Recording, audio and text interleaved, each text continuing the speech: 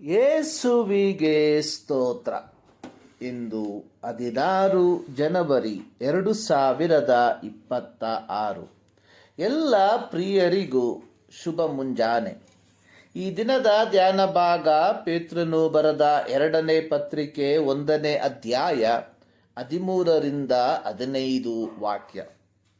ನಾನು ನನ್ನ ದೇಹವೆಂಬ ಗುಡಾರದಲ್ಲಿರುವ ತನಕ ನಿಮ್ಮನ್ನು ಜ್ಞಾಪಕಪಡಿಸಿ ಪ್ರೇರಿಸುವುದು ಯುಕ್ತವೆಂದೆಣಿಸಿದ್ದೇನೆ. ಯಾಕೆಂದರೆ ನಮ್ಮ ಕರ್ತನಾದ ಯೇಸು ಕ್ರಿಸ್ತನು ನನಗೆ ತಿಳಿಸಿದ ಪ್ರಕಾರ ಈ ಗುಡಾರವನ್ನು ಕಿತ್ತು ಹಾಕುವ ಕಾಲ ಬೇಗನೆ ಬರುತ್ತದೆಂದು ಬಲ್ಲೆನು.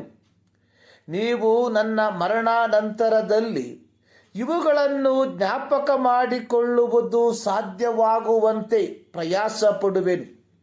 ಯೋಹಾನನು ಬರೆದ ಸುವಾರ್ತೆ 9ನೇ ಅಧ್ಯಾಯದ 4ನೇ ವಾಕ್ಯದಲ್ಲಿ ಯೇಸು ಸ್ವಾಮಿ ಹೇಳಿರುವಂಥದ್ದು, ನನ್ನನ್ನು ಕಳುಹಿಸಿದಾತನ ಕಾರ್ಯಗಳನ್ನು ನಾವು ಹಗಲಿರುವಾಗಲೇ ನಡೆಸಬೇಕು. ರಾತ್ರಿ ಬರುತ್ತದೆ, ಅದು ಬಂದ ಮೇಲೆ ಯಾರೂ ಕೆಲಸ ಮಾಡಲಾರರು.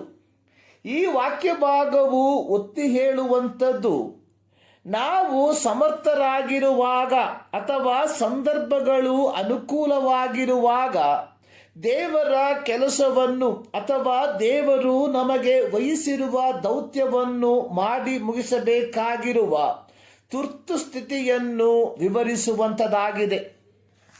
ಪುನರುತ್ಥಾನ ಹೊಂದಿ ಗಲಿಲಾಯ ಸಮುದ್ರದ ಬಳಿಯಲ್ಲಿ ತನ್ನನ್ನು ತೋರ್ಪಡಿಸಿಕೊಂಡ ಯೇಸು ಸ್ವಾಮಿಯು ಪೇತ್ರನಿಗೆ ಹೇಳಿದಂಥದ್ದು, ನೀನು ಯೌವನಸ್ಥನಾಗಿದ್ದಾಗ ನೀನೇ ನಡುವನ್ನು ಕಟ್ಟಿಕೊಂಡು ಇಷ್ಟ ಬಂದ ಕಡೆಗೆ ತಿರುಗಾಡುತ್ತಿದ್ದಿ. ಆದರೆ ನೀನು ಮುದುಕನಾದಾಗ ನಿನ್ನ ಕೈಗಳನ್ನು ಚಾಚುವಿ, ಮತ್ತೊಬ್ಬನು ನಿನ್ನ ನಡುವನ್ನು ಕಟ್ಟಿಕೊಂಡು ನಿನಗೆ ಇಷ್ಟವಿಲ್ಲದ ಕಡೆಗೆ ನಿನ್ನನ್ನು ತೆಗೆದುಕೊಂಡು ಹೋಗುವನು ಎಂದು ಹೇಳಿದನು. ಅವನು ಎಂಥ ಸಾವಿನಿಂದ ದೇವರನ್ನು ಮಹಿಮೆಪಡಿಸುವನು ಎಂಬುದನ್ನು ಆತನು ಈ ಮಾತಿನಿಂದ ಸೂಚಿಸಿದನು. ಯೋಹಾನನು ಬರೆದ ಸುವಾರ್ತೆ 21ನೇ ಅಧ್ಯಾಯದ 18-19 ವಾಕ್ಯ. ಪೇತ್ರನು ತನ್ನ 2ನೇ ಪತ್ರಿಕೆಯನ್ನು ರೋಮ್ನಲ್ಲಿ ರಕ್ತಸಾಕ್ಷಿ ಮರಣವನ್ನು ಅನುಭವಿಸುವುದಕ್ಕಿಂತ ಸ್ವಲ್ಪ ಮುಂಚಿತವಾಗಿ ಬರೆದ ಪತ್ರಿಕೆಯಾಗಿತ್ತು.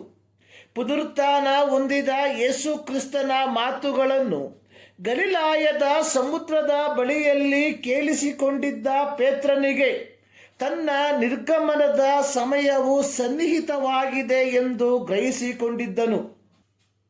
ತಾನು ಶೀಘ್ರದಲ್ಲಿಯೇ ಕರ್ತನ ಜೊತೆ ಇರುತ್ತೇನೆಂದು ನಿರೀಕ್ಷಿಸುತ್ತಿದ್ದ ಪೇತ್ರನು ಕರ್ತನು ಈ ದೇಹವೆಂಬ ಗುಡಾರದಲ್ಲಿ ವಾಸಿಸಲು ಅನುವು ಮಾಡಿಕೊಡುವವರೆಗೂ ಪ್ರವಾಸಿಗಳಾದ ದೇವಜನರಿಗೆ ತಾನು ಸಾರಿದಂಥದ್ದನ್ನು ಅವರು ಜ್ಞಾಪಕ ಮಾಡಿಕೊಳ್ಳುವಂತೆ ಅವರು ಕೇಳಿಕೊಂಡದ್ದನ್ನು ನವೀಕರಿಸಲು ಬಯಸಿದನು. ದೇವರಿಂದ ನಿಯುಕ್ತಿಗೊಂಡಿರುವ ಸಭಾಪಾಲಕರು ನಿರಂತರವಾಗಿ ದಣಿವರಿಯಿಲ್ಲದೆ ಸತ್ಯವೇದದ ಬೋಧನೆಗಳನ್ನು ಕಲಿಸುವಂಥವರಾಗಿರುತ್ತಾರೆ.